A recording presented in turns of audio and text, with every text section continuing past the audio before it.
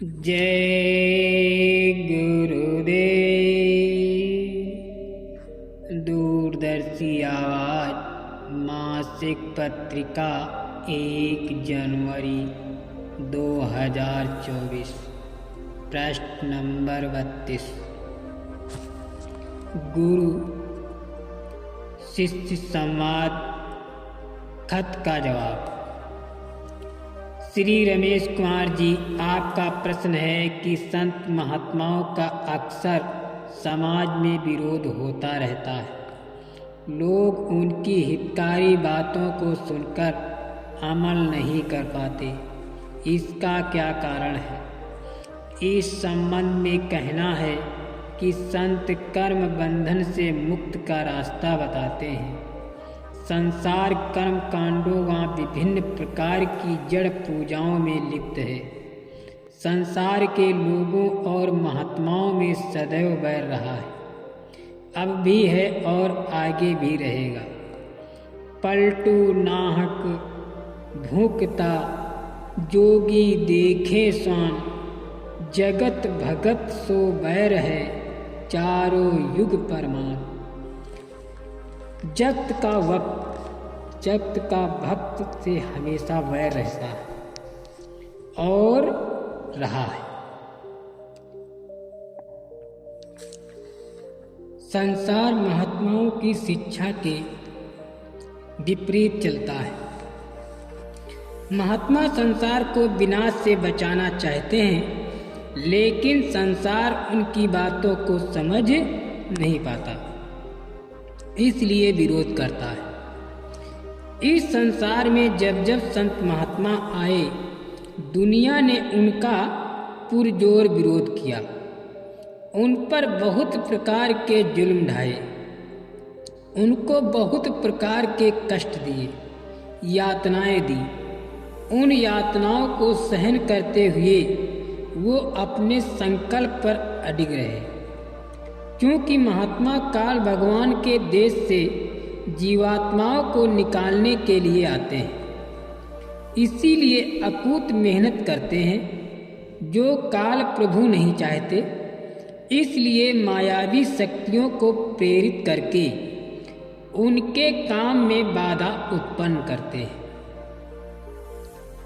संसार में महात्माओं का हमेशा विरोध हुआ है, अब भी हो रहा है, आगे भी होता रहेगा।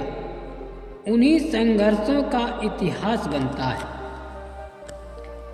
श्री परमेश्वर दयाल जी, आपने पूछा है कि संसार का रुख विनाश का क्यों कहा जाता है। इसके बारे में ये बताना है कि ये संसार कर्म प्रधान देश है। यहाँ पर शुभ अशुभ, पाप पुण्य और अच्छे बुरे कर्म करने का अधिकार सबको मिला है। कर्म करने के लिए सब स्वतंत्र हैं, परंतु उनका फल भोगने के लिए सभी लोग परतंत्र हैं। कर्म प्रधान संसार में कर्मों के आधार पर ही समय का अच्छा बुरा होना निर्भर करता है।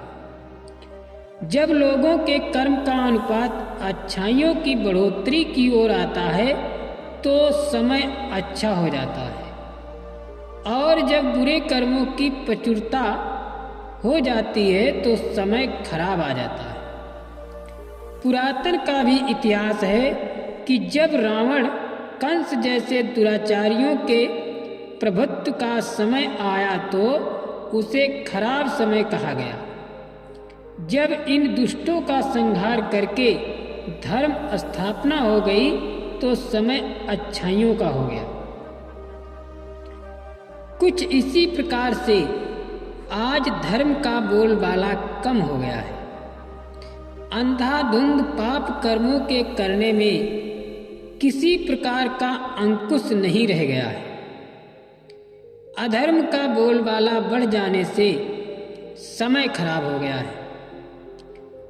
संतों महात्माओं ने इसका संकेत किया है कि यदि लोगों ने अपने खराब खान पान व विचार एवं चिंतन तथा बिगड़ी आदतें नहीं बदली अपना अपना सुधार नहीं किया तो आगे खराब से खराब समय आने वाला है।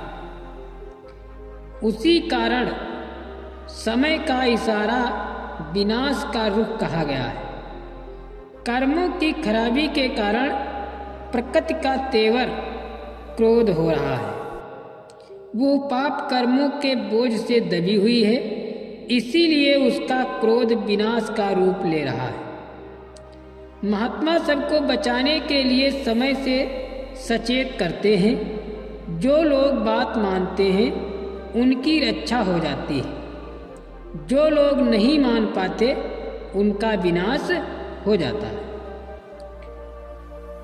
सत्संग वो साबुन है जिसमें कर्मों की सफाई होती है।